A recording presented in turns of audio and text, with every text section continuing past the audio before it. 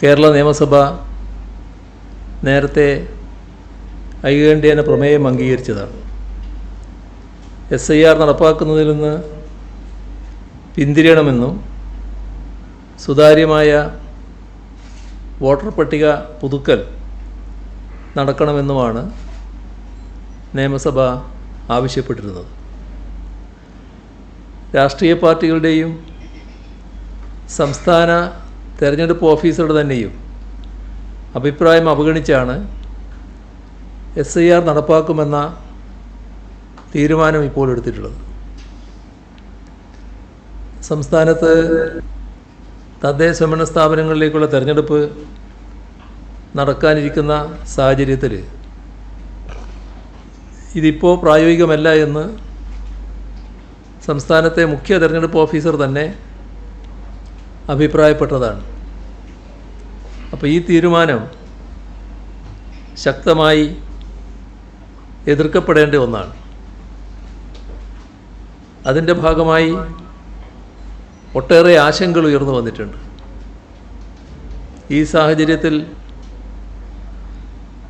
തുടർ നടപടികൾ ആലോചിക്കുന്നതിനായി ഒരു സർവകക്ഷി യോഗം വിളിച്ചു ചേർക്കാൻ തീരുമാനിച്ചിട്ടുണ്ട്. ഈ നവംബർ 5 4 മണിക്ക് ആ സർവകക്ഷി യോഗം ചേരാനാണ് മന്ത്രിസഭ തീരുമാനിച്ചിട്ടുള്ളത്. അതോടൊപ്പം അഗ്നിരക്ഷാ സേവന വകുപ്പിൽ സ്റ്റേഷൻ ഓഫീസർ തസ്തികയിൽ വനിതകളെ നിയമിക്കുന്നതിന് പുതുതായി 12 വനിതാ സ്റ്റേഷൻ ഓഫീസർ തസ്തികകൾ സൃഷ്ടിക്കാമെന്ന് കണ്ടിട്ടുണ്ട്.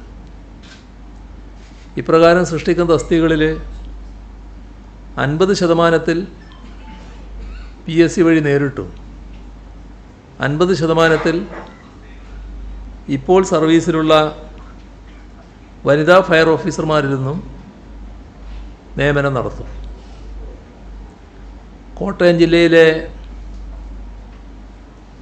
കുട്ടിക്കല്ലുണ്ടായ പ്രളയത്തിൽ വീട് നഷ്ടപ്പെട്ട 25 പേർക്ക് ഒരാൾക്ക് വീടുൾപ്പെടെ പരമാവധി 7 സെൻറ്റ് എന്ന വ്യവസ്ഥയിൽ സൗജന്യമായി കൈമാറുന്ന വസ്തുവിൻ്റെ രജിസ്ട്രേഷന് മുദ്രവിലയും രജിസ്ട്രേഷൻ ഫീസിലും ഇളവ് നൽകുകയാണ്.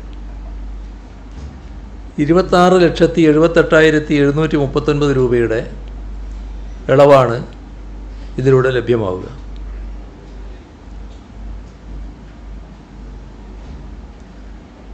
അതിദാരിദ്ര്യ നിർമ്മാർജ്ജന പദ്ധതിയുടെ ഭാഗമായുള്ള ഒരു വീഡിയോ ഇപ്പോൾ ക്യാബിനറ്റ് ആകെ കാണുകയുണ്ടായി.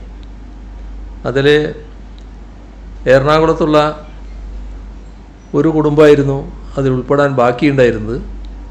അതുകൂടി ഉൾപ്പെട്ട് 100% നില ഇന്ന് കൈവരിച്ചിട്ടുണ്ട്. അതിൻ്റെ ഔദ്യോഗികമായ പ്രഖ്യാപനം നവംബർ 1 നടത്തുന്നതാണ് കണ്ടിട്ടുള്ളത്. അത് നിയമസഭയിൽ നടത്താനാണ് ഉദ്ദേശിക്കുന്നത്. നമ്മുടെ PM ശ്രീ പദ്ധതിയുമായി ബന്ധപ്പെട്ട് ധാരണാപത്രം ഒപ്പിട്ടപ്പോൾ അതുമായി ഒട്ടേറെ വിവാദങ്ങളും ആശങ്കകളുമൊക്കെ ഉയർന്നു വന്ന സാഹചര്യം കണക്കിലെടുത്ത് ആ പദ്ധതി നടപ്പാക്കുന്നത് സംബന്ധിച്ച് റിവ്യൂ നടത്താൻ തീരുമാനിച്ചിട്ടുണ്ട്.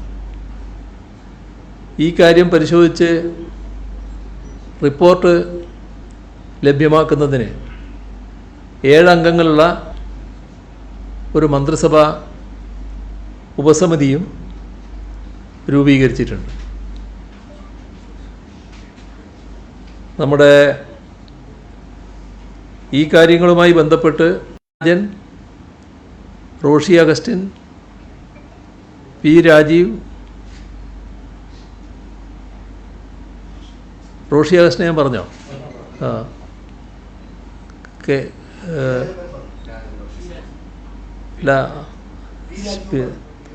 നമ്മുടെ വിദ്യാഭ്യാസ മന്ത്രി അധ്യക്ഷൻ, പിന്നെ K Rajan, Prasad agriculture minister, നിയമമന്ത്രി P Rajeev, Roshi Augustine, K Krishnankutty, A K Saseendran, ഇങ്ങനെ 7 അംഗങ്ങളുള്ള കമ്മിറ്റിയാണ് നിശ്ചയിച്ചിട്ടുള്ളത്.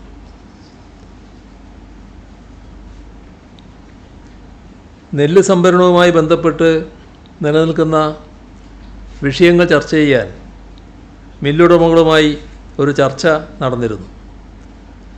നെല്ല് സംസ്കരണ മില്ലുടമകൾക്ക് 2022-23 സംഭരണ വർഷം ഔട്ട് ടേൺ റേഷ്യോയുമായി ബന്ധപ്പെട്ട് നൽകാനുള്ള നഷ്ടപരിഹാര തുക 63,37,00,000 രൂപ. അത് അനുവദിക്കുന്ന കാര്യം തത്വത്തിൽ അംഗീകരിച്ചു.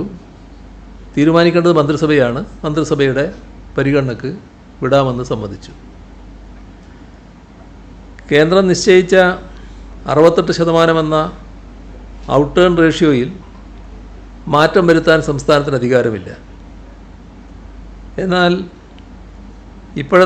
ഇവിടുത്തെ സാഹചര്യത്തിൽ കേരളത്തിൽ ഈ പറയുന്ന രീതിയിൽ റേഷ്യോ ലഭിക്കുന്നില്ല എന്നത് മൊത്തത്തിൽ പരാതിയായിട്ട് ഉയർന്നു വന്നിട്ടുണ്ട്. അപ്പോൾ അതിൽ മാറ്റം വേണം എന്നതാണ് പൊതുവെ കാണുന്നത്. സംസ്ഥാന സർക്കാരിനും ആ അഭിപ്രായം തന്നെയാണുള്ളത്. അതിൻ്റെ ഭാഗമായി ഈ 68% എന്ന ഔട്ട് ടേൺ റേഷ്യോ കുറയ്ക്കേണ്ടതായിട്ടുണ്ട്. സംസ്ഥാനത്തിന് ഏകപക്ഷീയമായി ചെയ്യാൻ കഴിയുന്നതല്ല, കേന്ദ്രമാണ് ചെയ്യേണ്ടത്. അത് കേന്ദ്രത്തോട് ആവശ്യപ്പെടാൻ തീരുമാനിച്ചിട്ടുണ്ട്. എന്നാൽ ഇതുമായി ബന്ധപ്പെട്ട് മില്ലുടമകൾക്കുണ്ടാകുന്ന നെല്ല് സംഭരിക്കുമ്പോൾ, അത് അരിയാക്കുമ്പോൾ മില്ലുടമകൾക്കുണ്ടാകുന്ന നഷ്ടം അത് നികത്തുന്നതിനാവശ്യമായ ധനസഹായം നൽകുന്നതിന് സർക്കാർ തയ്യാറായാൽ അതിൽ ഇടപെടില്ല എന്ന നിലപാട് നേരത്തെ തന്നെ ഹൈക്കോടതി വ്യക്തമാക്കിയിട്ടുണ്ട്.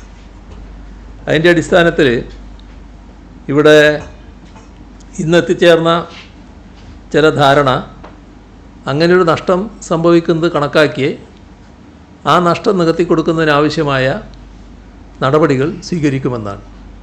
അത് സപ്ലൈകോയും മില്ലുടമകളും തമ്മിൽ ചർച്ച ചെയ്ത് ഒരു നിലപാടിലേക്ക് എത്തും. അതേപോലെ തന്നെ ട്രാൻസ്പോർട്ടേഷൻ ചാർജ് ലഭിക്കുന്നില്ല എന്ന പരാതി അവർക്കുണ്ടായിരുന്നു. ആ ട്രാൻസ്പോർട്ടേഷൻ ചാർജ് അനുവദിച്ച് നൽകാൻ കേന്ദ്ര സർക്കാരിനോട് ആവശ്യപ്പെട്ടിരുന്നു. ഇപ്പോൾ അത് സംബന്ധിച്ച് തീരുമാനമായി എന്നാണ് അറിയുന്നത്. അത് ലഭിക്കുന്ന മുറക്ക് അത് മുഴുവനായി മില്ലുടമകൾക്ക് ഇത് ട്രാൻസ്പോർട്ട് ചെയ്യുന്നതിൻ്റെ ഭാഗമായുള്ള ചെലവിലേക്ക് നൽകുന്നതിനാണ് നിശ്ചയിച്ചിട്ടുള്ളത്.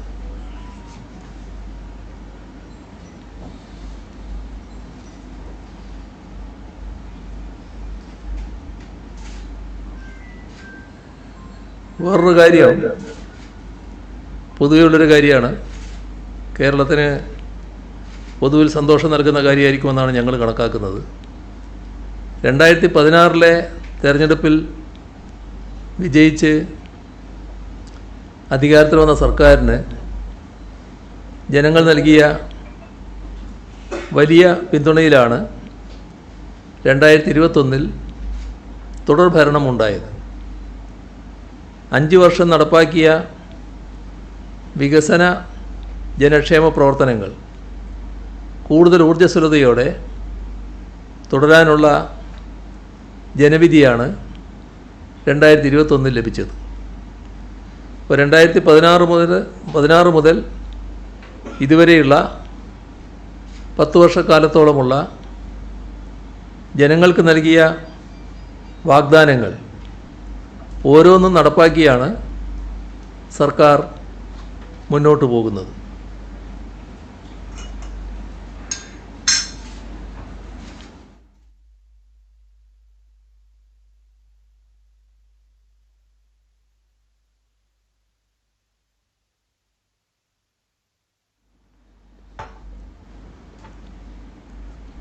ഓരോ വർഷവും നടപ്പാക്കുന്ന കാര്യങ്ങൾ പ്രോഗ്രസ് റിപ്പോർട്ടായി ജനങ്ങൾക്ക് മുന്നിൽ അവതരിപ്പിക്കുന്ന നിലയാണ് സർക്കാർ സ്വീകരിച്ചിരുന്നത്. ഇത് രാജ്യത്ത് തന്നെ ഏറ്റവും സുതാര്യവും മാതൃകാപരവുമായ ഭരണ സമീപനമാണ് എന്ന് പൊതുവെ എല്ലാവരും അംഗീകരിച്ച കാര്യമാണ്. 2021 സർക്കാർ അധികാരത്തിൽ വന്നതിന് ശേഷം അതിദാരിദ്ര്യം പൂർണ്ണമായി നിർമ്മാർജ്ജനം ചെയ്യുക എന്ന വളരെ പ്രധാനപ്പെട്ട ലക്ഷ്യമാണ് അംഗീകരിച്ചത്. നേരത്തെ പറഞ്ഞു, ആ ലക്ഷ്യം പൂർത്തീകരിക്കാൻ നമുക്കായി. ഈ കേരളപ്പിറവി ദിനത്തിൽ നമ്മുടെ രാജ്യത്തെ ആദ്യത്തെ അതിദരിദ്രമുക്ത സംസ്ഥാനമായി ഔപചാരികമായി കേരളം ഉയർത്തപ്പെടുകയാണ്. ഇത് നമ്മൾ കാണേണ്ടത് രാജ്യത്തെ ഏക സംസ്ഥാനം എന്നുള്ളത് മാത്രമല്ല, ലോകത്ത് തന്നെ അപൂർവം പ്രദേശങ്ങൾ മാത്രമേ ഇത്തരത്തിൽ അതിദാരിദ്ര്യമുക്തമായതുള്ളൂ. അപ്പോൾ ആ പട്ടികയിലേക്ക് നമ്മുടെ സംസ്ഥാനം ഉയരുകയാണ്.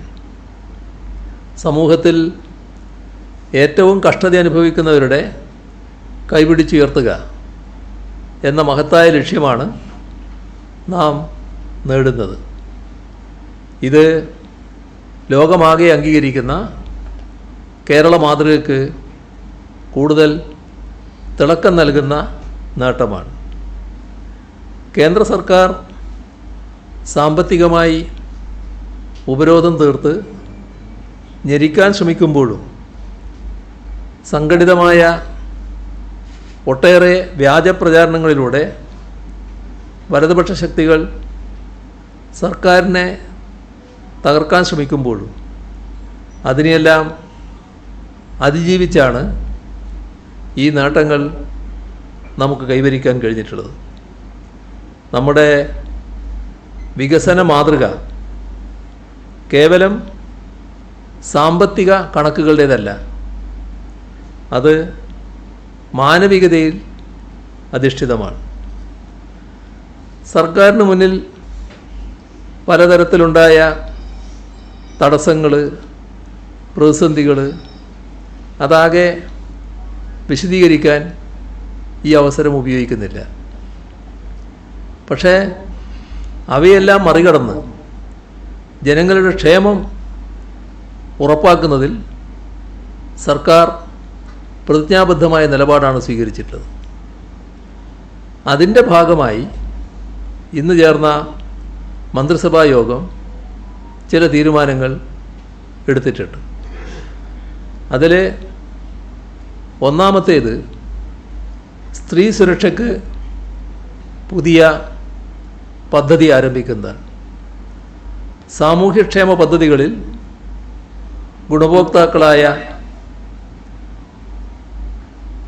ഗുണഭോക്താക്കൾ അല്ലാത്ത ട്രാൻസ് വുമൺ അടക്കമുള്ള പാവപ്പെട്ട കുടുംബങ്ങളിലെ സ്ത്രീകൾക്ക് എല്ലാ മാസവും സാമ്പത്തിക സഹായം ഈ പദ്ധതിയിലൂടെ ഉറപ്പാക്കും. 35 മുതൽ 60 വയസ്സ് വരെയുള്ള നിലവിൽ ഏതെങ്കിലും സാമൂഹ്യക്ഷേമ പെൻഷൻ ലഭിക്കാത്ത AAY മഞ്ഞ കാർഡ്, PHH മുൻഗണനാ വിഭാഗം പിങ്ക് കാർഡ്, ഈ വിഭാഗത്തിൽപ്പെട്ട സ്ത്രീകൾക്ക് പ്രതിമാസം 1000 രൂപ വീതം സ്ത്രീ സുരക്ഷാ പെൻഷൻ അനുവദിക്കും. ഇത്രയും സ്ത്രീകൾക്ക് പ്രതിമാസം 1000 രൂപ വീതം സ്ത്രീ സുരക്ഷാ പെൻഷൻ അനുവദിക്കുമ്പോൾ 33,34,000 സ്ത്രീകൾ ഈ പദ്ധതിയുടെ ഗുണഭോക്താക്കളാകും എന്നാണ് കണക്കാക്കുന്നത്. പ്രതിവർഷം ഈ 1000 രൂപ പ്രതിമാസം നൽകുമ്പോൾ പ്രതിവർഷം 3800 കോടി രൂപ ഈ പദ്ധതിക്ക് സർക്കാർ ചെലവിടും. ഇതാണ് ഒരു ഭാഗം. മറ്റൊരു ഭാഗം യുവതലമുറക്ക് കണക്ട് ടു വർക്ക് സ്കോളർഷിപ്പാണ്. വിദ്യാർത്ഥികൾക്ക് മികച്ച ജോലി ലഭിക്കാൻ സ്റ്റൈപ്പൻഡ് അല്ലെങ്കിൽ സാമ്പത്തിക സഹായം നൽകുന്ന പദ്ധതി ആരംഭിക്കും. പ്രതിവർഷ കുടുംബ വരുമാനം 1,00,000 രൂപയിൽ താഴെയുള്ള +2, ITI, ഡിപ്ലോമ, ഡിഗ്രി ഈ പഠനത്തിന് ശേഷം വിവിധ നൈപുണ്യ കോഴ്സുകളിൽ പഠിക്കുന്നവരോ വിവിധ ജോലി മത്സര പരീക്ഷകൾക്ക് തയ്യാറെടുക്കുന്നവരോ ആയ 18 മുതൽ 30 വയസ്സ് വരെയുള്ള യുവതി യുവാക്കൾക്ക് പ്രതിമാസം 1000 രൂപ വീതം ധനസഹായം നൽകും. കണക്ട് വർക്ക് സ്കോളർഷിപ്പ് എന്ന പേരിലുള്ള ഈ പദ്ധതിയിൽ 5 ലക്ഷം യുവതി യുവാക്കൾ ഗുണഭോക്താക്കളാകും എന്നാണ് പ്രതീക്ഷിക്കുന്നത്. പ്രതിമാസം 1000 രൂപ വീതം നൽകുന്ന ഈ പദ്ധതിക്കായി സർക്കാർ പ്രതിവർഷം 600 കോടി രൂപ ചെലവിടേണ്ടതായി വരും.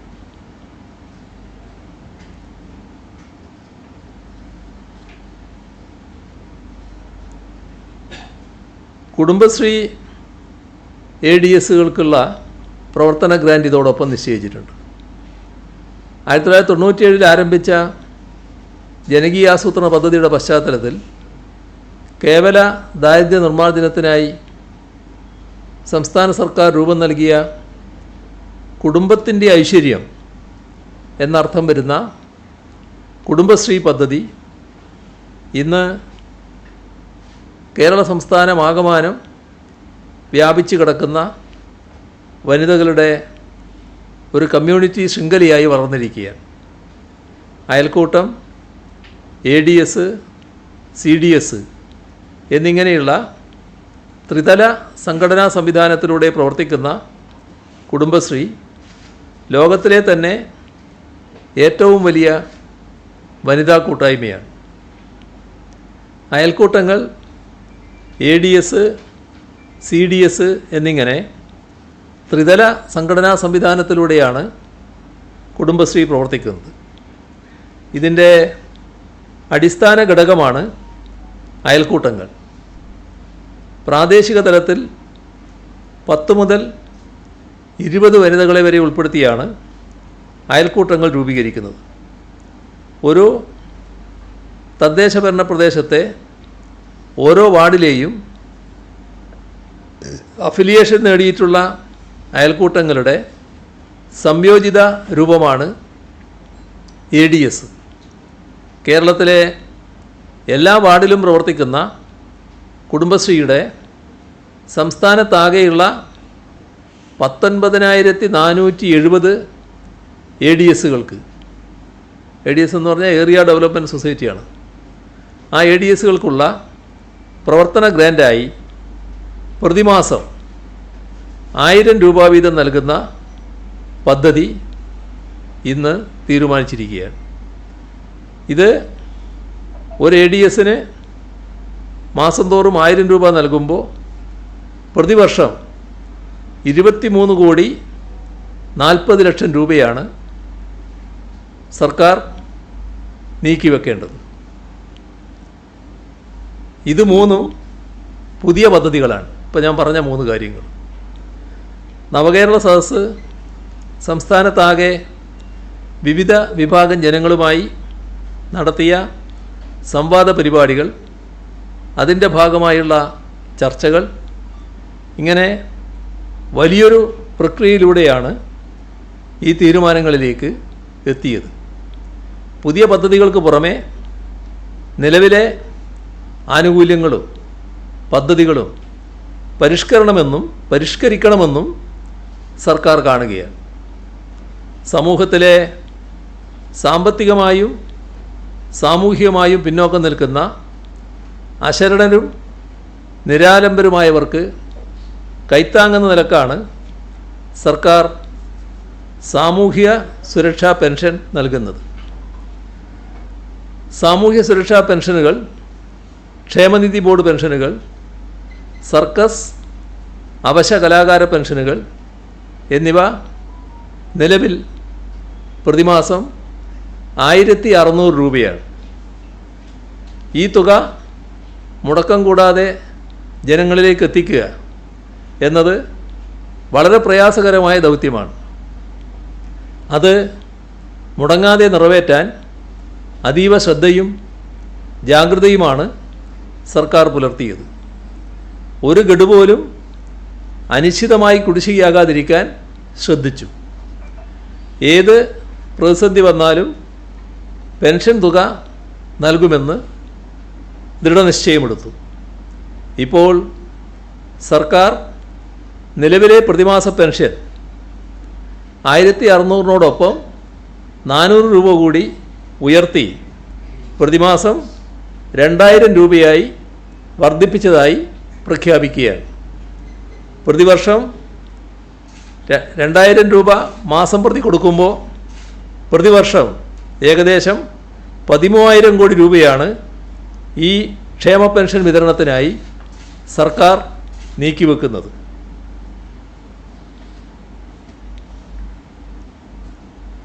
സംസ്ഥാന സർക്കാർ ജീവനക്കാർ, അധ്യാപകർ, പെൻഷൻകാർ എന്നിവർക്ക് നൽകാനുള്ള DA, DR കുടിശ്ശിക ഈ സാമ്പത്തിക വർഷത്തിൽ 2 ഗഡു നൽകിയിട്ടുണ്ട്.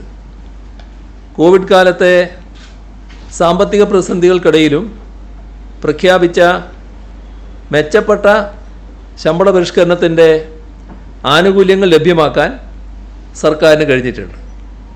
ഈ സാമ്പത്തിക വർഷം തന്നെ 1 ഗഡു DA, DR കൂടി അനുവദിക്കുന്നതായി പ്രഖ്യാപിക്കുകയാണ്.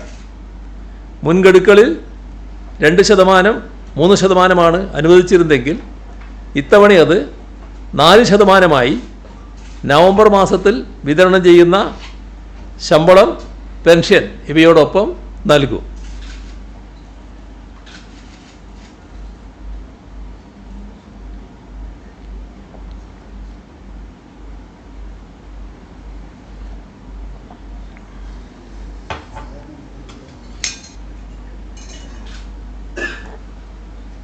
സംസ്ഥാന സർക്കാർ ജീവനക്കാരുടെ 11ാം ശമ്പള പരിഷ്കരണ കുടിശ്ശികയുടെ 1ഉം 2ഉം ഗഡുക്കൾ ഈ വർഷം നൽകിയിട്ടുണ്ട്. 3ഉം 4ഉം ഗഡുക്കൾ ഈ സാമ്പത്തിക വർഷം തന്നെ അനുവദിക്കും. 2006 ഏപ്രിൽ 1-ന് ശേഷം ഈ കുടിശ്ശിക തുക PF-ൽ ലയിപ്പിക്കുന്നതാണ്. PF ഇല്ലാത്തവർക്ക് പണമായി 2026 ഏപ്രിൽ 1-ന് ശേഷം നൽകും. അംഗൻവാടി വർക്കർമാരുടെയും ഹെൽപ്പർമാരുടെയും പ്രതിമാസ ഓണറേറിയം 1000 രൂപ വീതം വർദ്ധിപ്പിക്കുന്നതായി പ്രഖ്യാപിക്കുന്നു.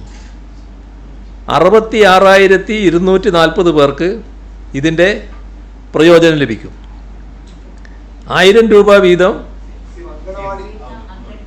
അംഗൻവാടി വർക്കർമാർ, ഹെൽപ്പർമാർ അവരുടെ പ്രതിമാസ ഓണറേറിയം 1000 രൂപ വീതം വർദ്ധിപ്പിക്കുന്നു. 1000 രൂപ വീതം പ്രതിമാസം വർദ്ധിപ്പിക്കുമ്പോൾ 66,240 പേർക്കാണ് ഇതിൻ്റെ പ്രയോജനം ലഭിക്കുക. അതിന് പ്രതിവർഷം 934 കോടി രൂപ ചെലവ് പ്രതീക്ഷിക്കുന്നുണ്ട്. ഇതിനു മുൻപ് 2024-ലാണ് ഓണറേറിയം വർദ്ധിപ്പിച്ചത്.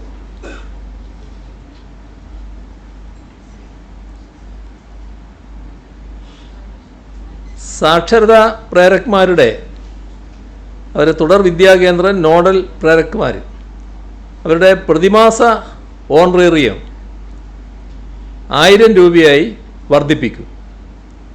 ഈ ഇനത്തിൽ പ്രതിവർഷം 5,50,00,000 രൂപയാണ് അധികമായി ചിലവാകുക. ഇതേവരെയുള്ള കുടിശ്ശിക മുഴുവൻ നൽകുകയും ചെയ്യും.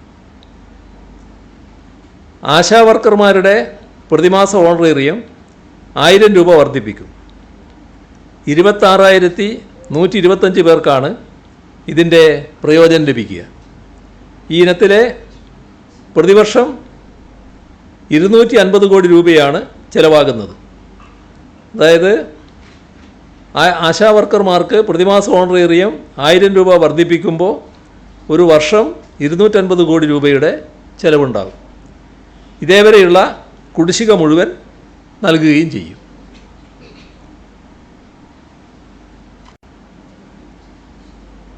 സംസ്ഥാനത്താകെ 13,327 പാചക തൊഴിലാളികളാണുള്ളത്. ഇവരുടെ പ്രതിദിന കൂലി 50 രൂപ വർദ്ധിപ്പിക്കും. ഈ ഇനത്തിൽ പ്രതിവർഷം 16 കോടി രൂപയുടെ അധിക ചെലവ് വരും. പ്രീ പ്രൈമറി ടീച്ചർമാരും ആയമാരും ഇവരുടെ പ്രതിമാസ വേതനം 1000 രൂപ വർദ്ധിപ്പിക്കുന്നു. ഈ ഇനത്തിൽ പ്രതിവർഷം 5 കോടി 72 ലക്ഷം രൂപ അധികമായി ചെലവ് വരും.